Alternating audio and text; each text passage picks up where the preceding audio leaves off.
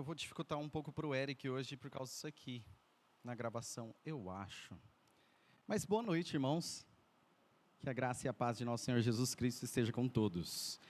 Antes de iniciarmos, deixa eu perguntar, quem que estava cantando tão forte aqui na frente? Alguém sabe? É realmente algo muito bonito. Agora melhorou, né? Algo muito bonito ver quando a igreja canta de todo o coração e isso transborda em toda força, a plenos pulmões. Vou convidar todos vocês a abrirem as suas Bíblias no segundo livro dos Reis, capítulo 23. Segundo livro dos Reis, capítulo 23, leremos o versículo 25.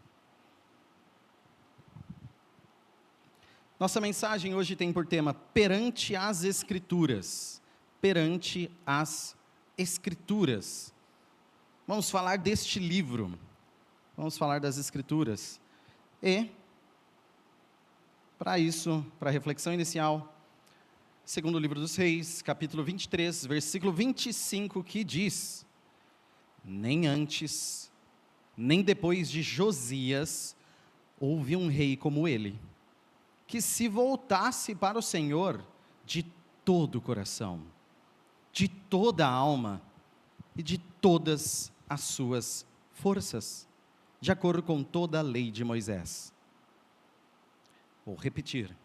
Nem antes, nem depois de Josias houve um rei como ele, que se voltasse para o Senhor de todo o coração, de toda a alma e de todas as suas forças, de acordo com toda a lei de Moisés. Vamos novamente fazer uma oração.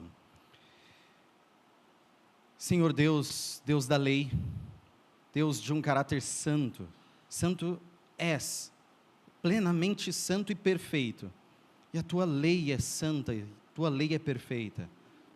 Ó Deus, que nós possamos contemplar a tua lei, realmente apreciar o teu santo caráter, mas nos humilharmos, realmente entendermos que nós não conseguimos atingir por nossos esforços, mas olharmos para Cristo, aquele que consegue, por nós, ser perfeito, por nós, pagar o preço. Mais uma noite nós pedimos, fale, ó Deus, até a tua igreja ouvir, e tua glória encher toda a terra. Fale, ó Deus, e quebranta os nossos corações, para entendermos o nosso real compromisso contigo. Fale, ó Deus, até que se rompa a nossa surdez, e não desejemos mais parar de ouvir-te. No nome santo de Jesus nós oramos. Amém. Irmãos, nenhum antes, nenhum depois. Comparações, geralmente, são polêmicas. Não sei se vocês têm visto algum tipo de comparação, mas entre as várias comparações que nos são muito comuns ouvir, em qualquer tipo de discussão, talvez uma das mais conhecidas pelo povo brasileiro é: quem é o melhor jogador de todos os tempos? Quem é o melhor jogador de todos os tempos? É uma discussão. Então, nessa discussão, brasileiros com mais de talvez 30 anos, não discutem muito, né? Já dizem Pelé. Adolescentes dizem que o futebol era muito amador, jogavam com pessoas não tão treinadas antigamente, e os melhores de hoje em dia são melhores que os melhores de antigamente, e tendem a dizer, hoje em dia, e discutir entre Cristiano Ronaldo e Messi, se alguém já ouviu ou conhece. Alguns argentinos podem sugerir Maradona. Então, nessa discussão de quem é o melhor de todos os tempos, é difícil até comparar quais os parâmetros, como que nós vamos colocar no mesmo patamar, como nós vamos comparar em números, em habilidade, em beleza de futebol, o quê? Qual é a comparação? A questão é que você definiu alguém que é o maior, nenhum jogador antes dele e nem depois dele é melhor que ele. Nós aqui temos uma comparação, e nesse quesito, a Bíblia faz uma comparação maravilhosa. Nenhum rei se voltou para Deus como Josias.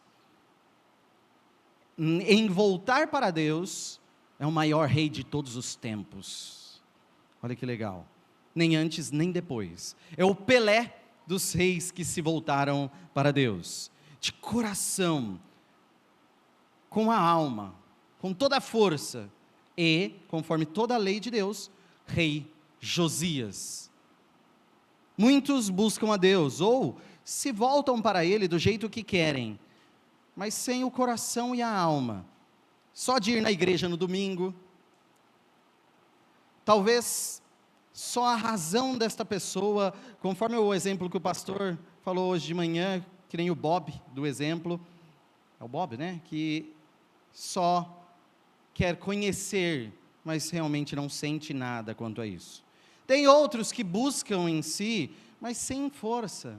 Então buscam bem suavemente, sem fazer algo que realmente lhe custe, algo que exija força, algo que exija vontade, determinação, e realmente não busca.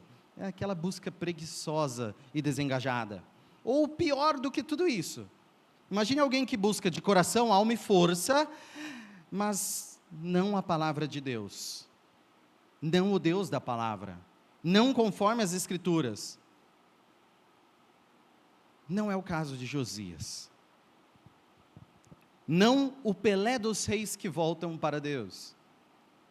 De coração, alma e força, conforme toda a lei de Deus, o rei Josias voltou para Deus. Então nós vamos entender algo que Deus tem a nos ensinar através dessa história do rei de Judá, rei Josias. Primeiramente, entendendo o contexto e porque ele voltou para Deus.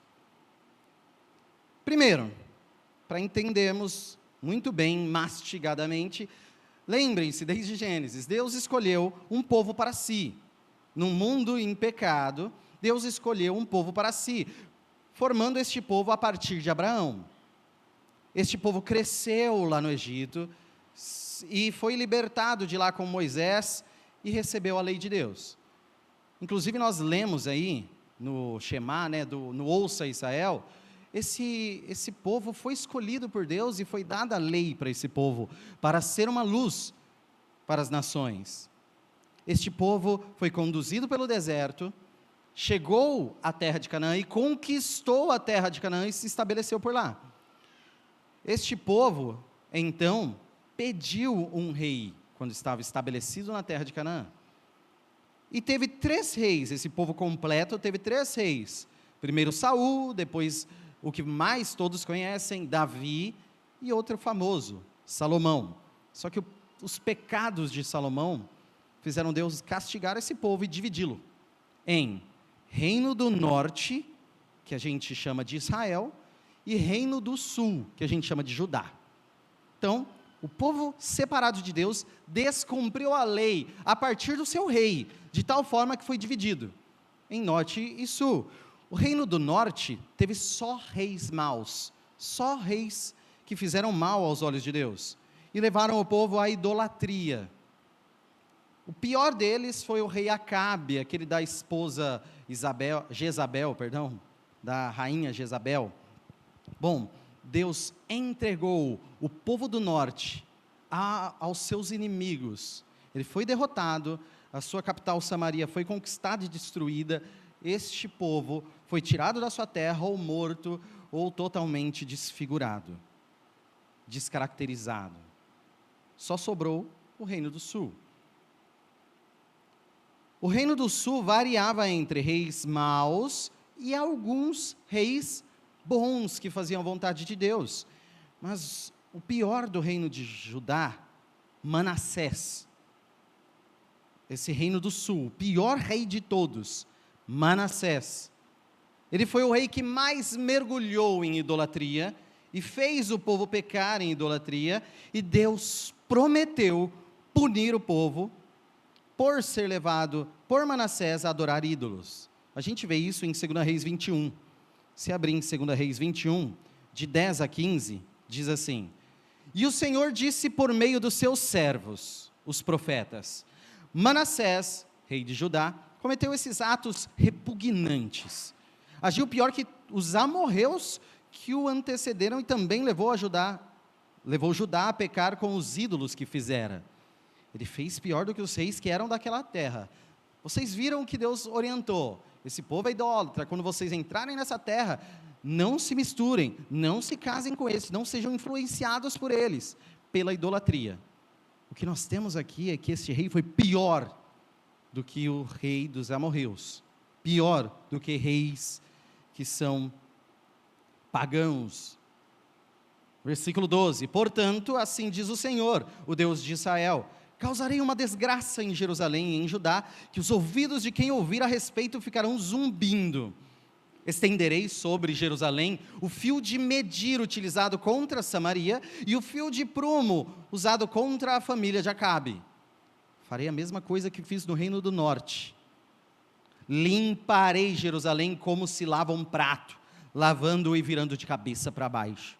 Abandonarei o remanescente da minha herança e o entregarei nas mãos de seus inimigos. Serão despojados e saqueados por todos os seus adversários, pois fizeram o que eu reprovo e me provocaram a ira, desde o dia em que os seus antepassados saíram do Egito até hoje. Então, desde que esse povo foi liberto do Egito, sempre provocou a ira de Deus. E chegou numa medida tal em Manassés, que ele prometeu: vou aplicar a punição que está na lei. A lei previa punição. Então, esse reinado terrível de Manassés terminou quando Josias, o rei que nós lemos aqui, tinha apenas 6 anos, 6 aninhos de idade. Aí o filho de Manassés, Amon, reinou por 2 anos apenas. Também faleceu, mas ele imitou o seu pai, foi muito mal, seguiu o caminho de Manassés. E com 8 anos de idade, Josias assume o trono de Judá. Então, o trono do povo que deveria servir a Deus. Entenda, há muita influência sobre o que nós somos, aquilo que os nossos pais, nossos avós foram. Há muita influência. O exemplo é muito importante, mas nós não somos condenados a seguir, para o bem ou para o mal, o exemplo dos nossos pais. Não é determinante. Finalmente determinante? Não é. Cabalmente determinante? Não é. Tem impacto? Gigante, sem dúvida. Mas não podemos usar como desculpas para seguirmos o mau exemplo. Você pode mudar toda a tradição da sua família, por mais difícil que pareça. E no caso do rei Josias, a tradição de seu avô, do seu pai, foi mudada. Como aconteceu essa mudança? Então, sobre esse tema, perante as Escrituras, eu quero entender 2 alicerces aqui dessa grande mudança que houve perante as Escrituras. Somente perante a palavra de Deus houve uma grande mudança, alicerçada em 2 grandes temas, 2 grandes pontos que eu vou destacar. E o primeiro deles é perante as Escrituras. O que você precisa fazer para essa grande mudança? Arrepender-se. Então, arrepender-se. E para isso, vamos fazer a leitura, segundo Reis 22, de 8 a 13. 22, de 8 a 13, que diz: Então, o sumo sacerdote Ilquias disse ao secretário Safã: encontre o livro da lei no templo do Senhor. Ele o entregou a Safã, que o leu. O secretário Safã voltou ao rei e lhe informou: teus servos entregaram a prata que havia no templo do Senhor e a confiaram aos trabalhadores e supervisores no templo. Então ele está dando parecer para o seu superior sobre o que estava sendo feito. E aproveitou e avisou. E o secretário Safã acrescentou: o sacerdote Ilquias entregou-me um livro. E Safã leu para o rei. Assim que o rei ouviu as palavras do livro da lei, rasgou as suas vestes. E deu estas ordens ao sacerdote Ilquias, a Aicã, filho de Safã, e Acbor, filho de Macaías, ao secretário Safã e ao auxiliar real Asaías: vão consultar o Senhor por mim, pelo povo e por todo Judá, acerca do que está escrito neste livro que foi encontrado. A ira do Senhor contra nós deve ser grande, pois nossos antepassados não obedeceram às palavras deste livro, nem agiram de acordo com tudo que nele está escrito a nosso respeito. Entendam, é impossível voltar-se para Deus sem conhecer as Escrituras. Repito, é impossível voltar-se para Deus sem conhecer as Escrituras. Aqui o rei Josias, já aos 18 anos do seu reinado, que começou com 8 anos, ele estava a reestruturar a adoração em Israel, com reformas no templo. Então ele estava consertando o templo, organizando lá a prata, pegando a prata do templo para pagar a reforma. Isso tudo está citado até o versículo de 1 a 7 aí. Então, no templo, encontraram ali esquecido, ali deixado, abandonado, o livro da lei de Deus. Então, Ilquias, que encontrou esse livro, sumo sacerdote, entregou na mão de Safã, que é secretário, ele leu, levou ao rei, leu para o rei, e o rei rasgou as suas vestes. No reino de Judá havia vestes mais importantes do que as vestes reais? Certamente não, mas estas, a partir dali, estavam rasgadas. Rasgar as vestes, sinal de luto, sinal de tristeza, sinal de humilhação. O rei conheceu que o Rei dos Reis exige algo. Entendeu que o rei, acima de todos os reis, tinha uma ordem e não estava sendo obedecida. O rei conheceu a lei daquele que é acima de todos, inclusive dos reis da terra. E o que diz essa lei que fez o rei rasgar as suas vestes? Vamos voltar lá, já lemos algo sobre a importância dessa lei e o quanto Deus exige essa lei. Aqui as leituras foram feitas, mas vamos voltar ainda para Deuteronômio. Deuteronômio 16. Deuteronômio 16, de 20 a 22, diz: siga única e exclusivamente a justiça, para que tenham vida, e tomem posse da terra que o Senhor, o seu Deus, lhes dá. Então, faz parte e faz um vínculo com a vida desse povo, a terra que o povo conquistou. 21. Não ergam nenhum poste sagrado, além do altar que construírem em honra do Senhor, do seu Deus. E não levantem nenhuma coluna sagrada, pois isso é detestável para o Senhor, o seu Deus. Então não façam nenhum altar idólatra. Os únicos altares que devem existir é aqueles que Deus ordenou em sua lei, para sacrifícios a Deus, sacrifícios que Deus ordenou em sua lei, contendo o objeto sacrificado conforme Deus ordenou, quem sacrificará o sacerdote que Deus ordenou e escolheu, com o ritual que Deus ordenou, tudo conforme Deus ordenou. E se o povo obedecer? Deuteronômio 28, 1.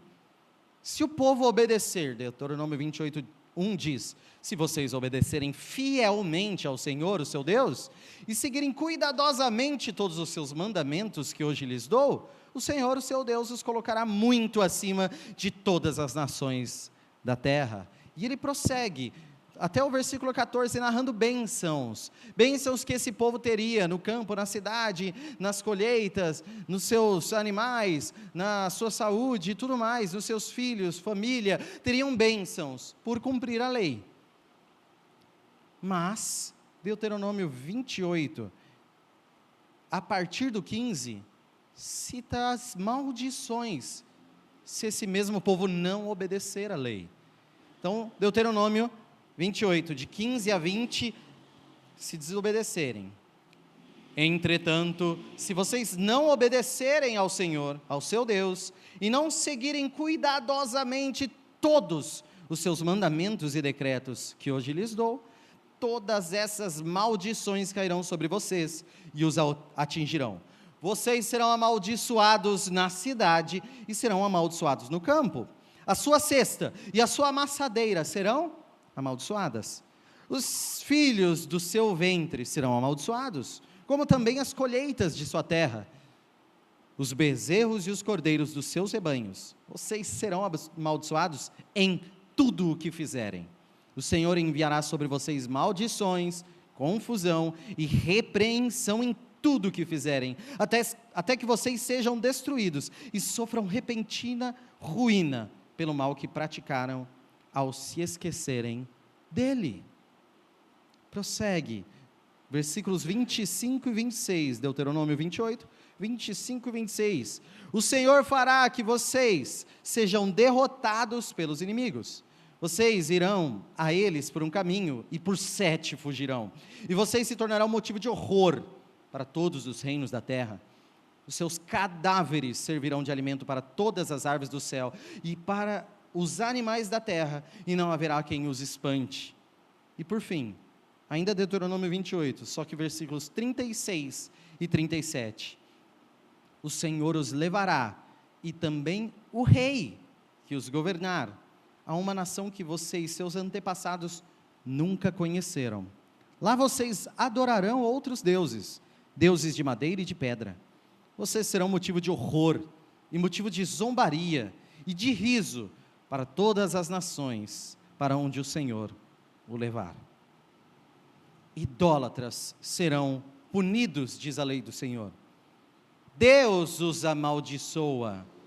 Eles serão derrotados pelos seus inimigos, invadidos e levados para fora de sua terra.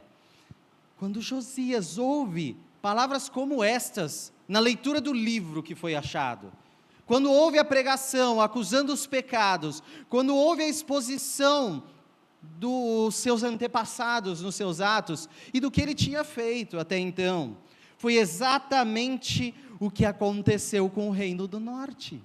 Foi exatamente o que aconteceu com o reino de Israel, derrotado por uma nação estrangeira, levado, dizimado, destruído. E a mesma coisa que eles fizeram no norte, o sul também fez. É exatamente o que Deus tinha prometido para o seu avô, quando ele tinha 6 anos de idade, para o seu avô Manassés, o rei. Já tinha prometido que isso aconteceria no reino do sul, aconteceria ali em Judá, com o seu rei e com o seu povo. Imaginem vocês, se essa fosse a pregação durante a leitura do livro: tudo que vocês fizeram leva esta nação à condenação, condenação que já foi aplicada perante os seus olhos no reino do norte, e há de ser aplicada, o Senhor o prometeu, através dos seus profetas, aqui neste lugar. O que Josias fez? Ignorou como Manassés fez por muito tempo? Ignorou como finalmente Amon fez? Seu pai? Imediatamente rasgou as suas vestes, crendo na palavra de Deus, rasgou as suas vestes, crendo nas Escrituras. Josias consulta a Deus, e Deus se compadece de sua humilhação. Isso está narrado em 2 Reis 22, 18 a 20, 2 Reis 22, 18 a 20, que diz: digam ao rei de Judá, que os enviou para consultar o Senhor, assim diz o Senhor, o Deus de Israel, acerca das palavras que você ouviu, já que o seu coração se abriu, e você se humilhou diante do Senhor, ao ouvir o que falei contra este lugar, e contra os seus habitantes, que seriam arrasados e amaldiçoados, e porque você rasgou as vestes, e chorou na minha presença, eu o ouvi, declara o Senhor. Portanto, eu o reunirei aos seus antepassados, e você será sepultado em paz. Seus olhos não verão toda a desgraça que eu vou trazer sobre este lugar. Então eles levaram a resposta ao rei. O rei foi poupado. Seu povo, durante o seu reinado, seria poupado. Você precisa encontrar o livro. Você precisa encontrar o livro. Talvez aquele livro que esteja ainda parado, que passa a semana fechado, que só é aberto no final de semana e às vezes, talvez você acompanhe só no Data Show, talvez você não medite sobre as palavras desse livro, talvez você não ouça, não ore sobre essas palavras deste livro. Você precisa encontrar verdadeiramente o livro. Você precisa conhecer o que o livro diz.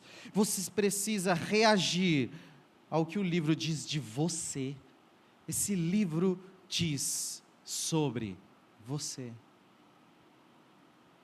Esse livro diz sobre o mundo, sobre o povo. Esse livro diz sobre você. Como nós vemos em Josias, há perdão em Deus. E uma disposição amorosa, graciosa e misericordiosa para perdoar. Este mundo está condenado. Estas são as palavras que o livro traz. Este mundo está condenado. E a punição final virá. Da mesma forma que ele garantiu, ainda viria para este reino de Judá. Mas aquele que estiver escondido em Cristo achará graça e misericórdia. Graça abundante, misericórdia inigualável os acompanharão, todos os que estiverem em Cristo.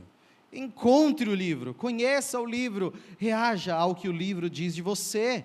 Por que você ainda continua preguiçoso e parado? Por que as suas vestes estão inteiras ao ouvir desse livro? Seus joelhos ainda não se dobraram? Porque você ouve sobre os seus pecados continuamente e não clama por perdão, porque você ouve sobre a condenação eterna e continua apático e sem reação, porque você ouve sobre a condenação deste mundo, um mundo que será arrasado e amaldiçoado, e suas lágrimas não aparecem. Por quê? Arrependa-se, creia em Jesus para a sua salvação.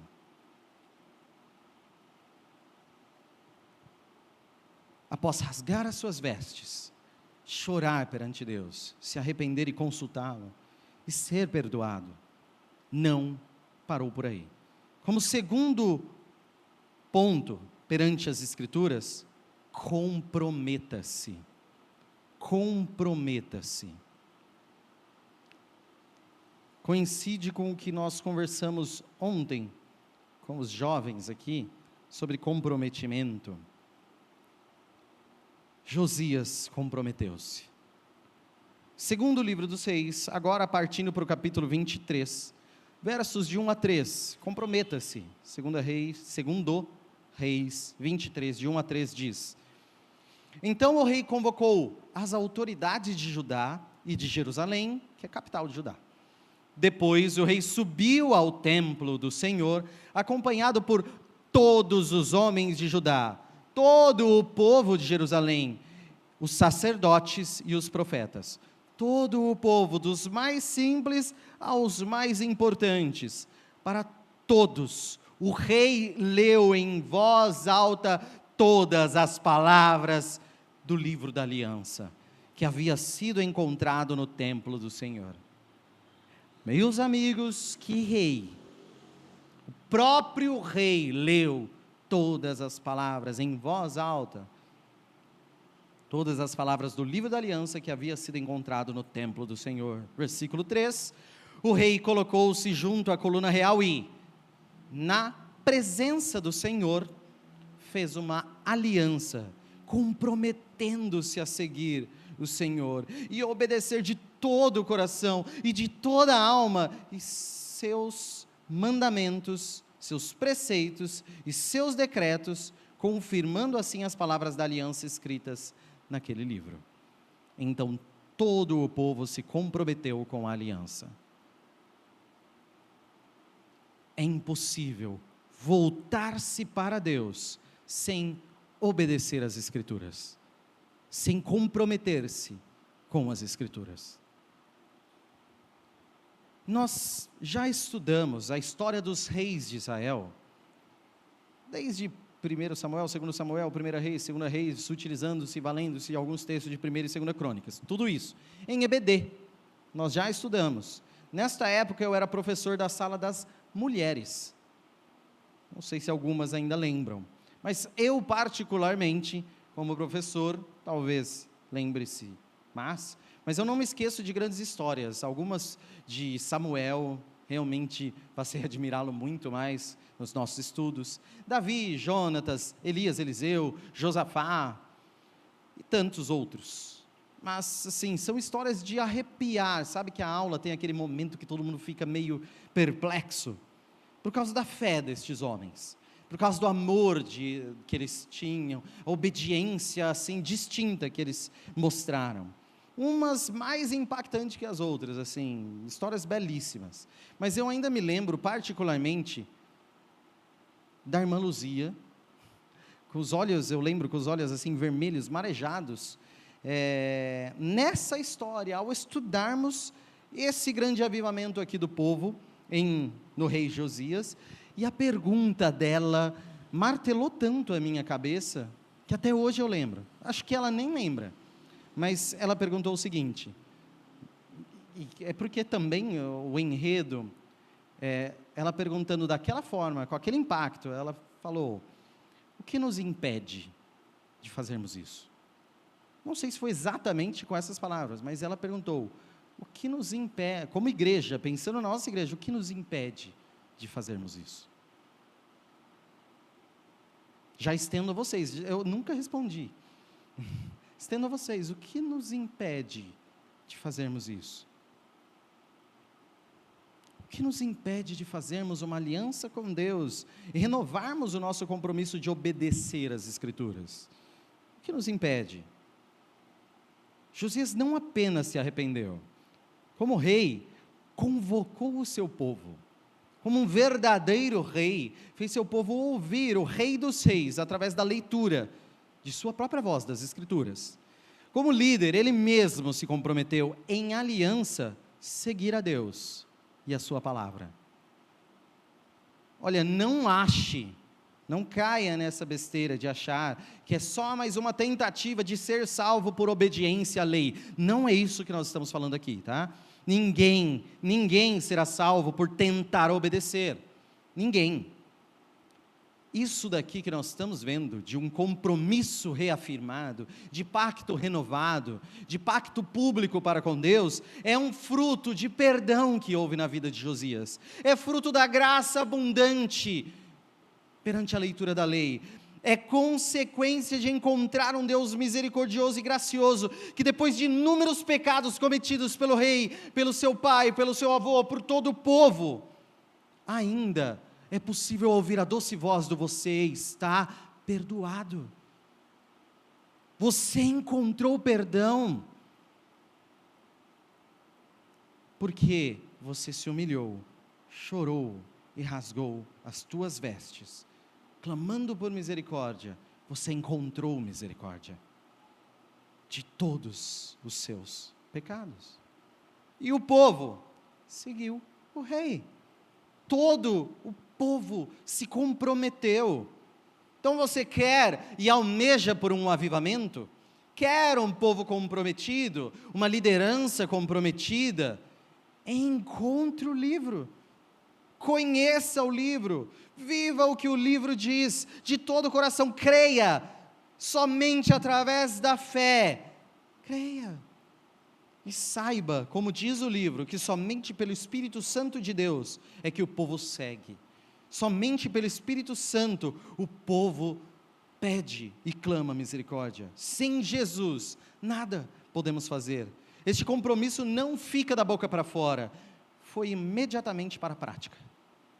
Dos versos 4 a 20, se você quiser ler depois, o povo limpou-se de toda a idolatria, da forma com que nós lemos aqui, que o povo não deveria ter todas essas imundícies ritualísticas no seu meio, ele se limpou, se purificou. Então o que o povo saiu fazendo? A ordem do rei, em obediência ao rei, destruindo altares, e vai citando vários altares diferentes, até construído pelo reino do norte, foi destruído aqui. Sacerdotes foram mortos, sacerdotes de deuses pagãos, colunas e postes sagrados destruídos, profanados, altares profanados, prostitutos rituais. Sim, o povo fazia cerimônias sexuais de adoração aos deuses. Esses prostitutos cultuais foram eliminados.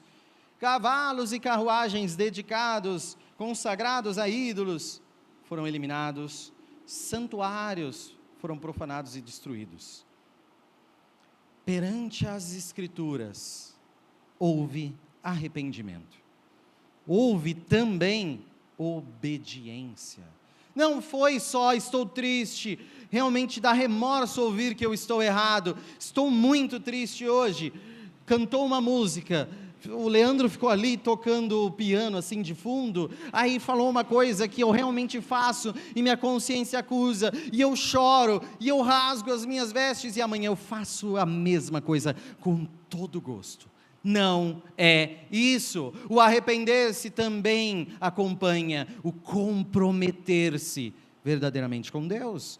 Perante as Escrituras houve arrependimento e há obediência. O povo comprometido limpou-se. O povo comprometido, através do conhecimento das Escrituras, santificou-se. Somente perante as Escrituras podemos nos santificar. Encontre o livro, conheça o livro, arrependa-se e santifique-se. Que haja mudança na sua vida, que Deus te leve a uma transformação verdadeira.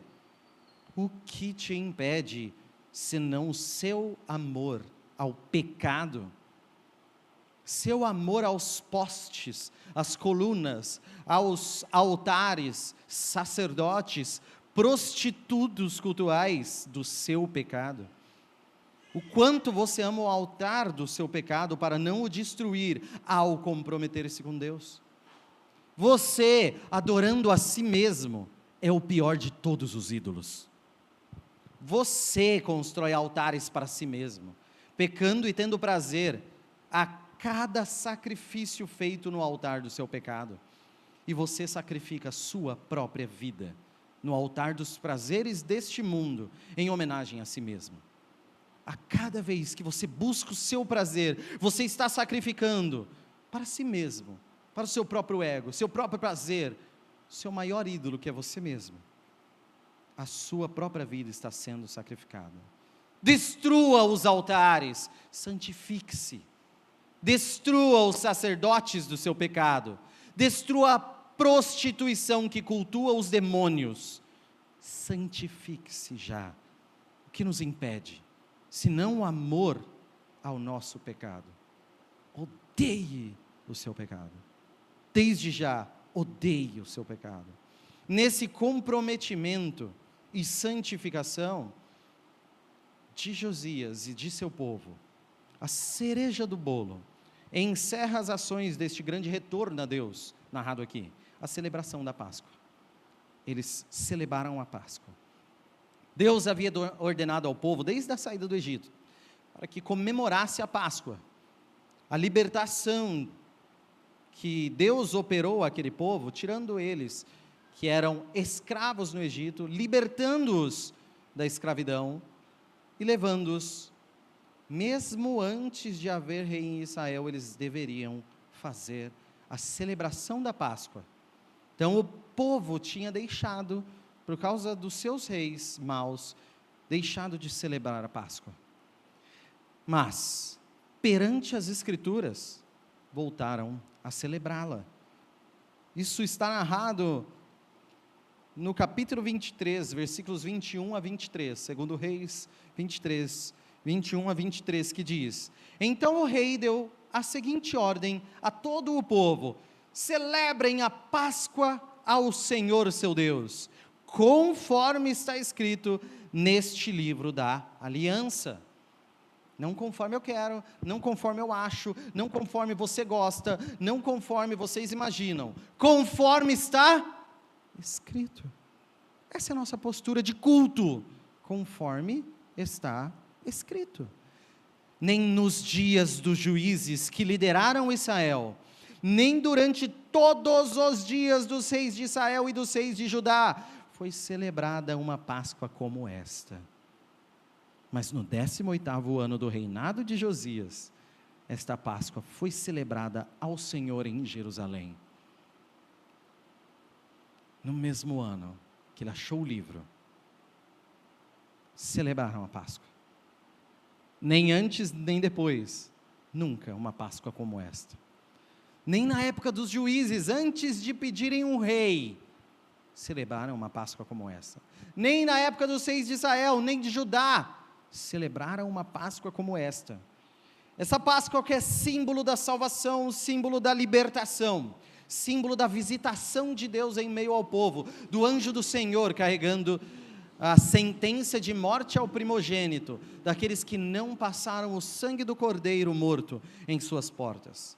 Sangue derramado, cordeiro morto, sabores amargos, prontos para a saída da escravidão.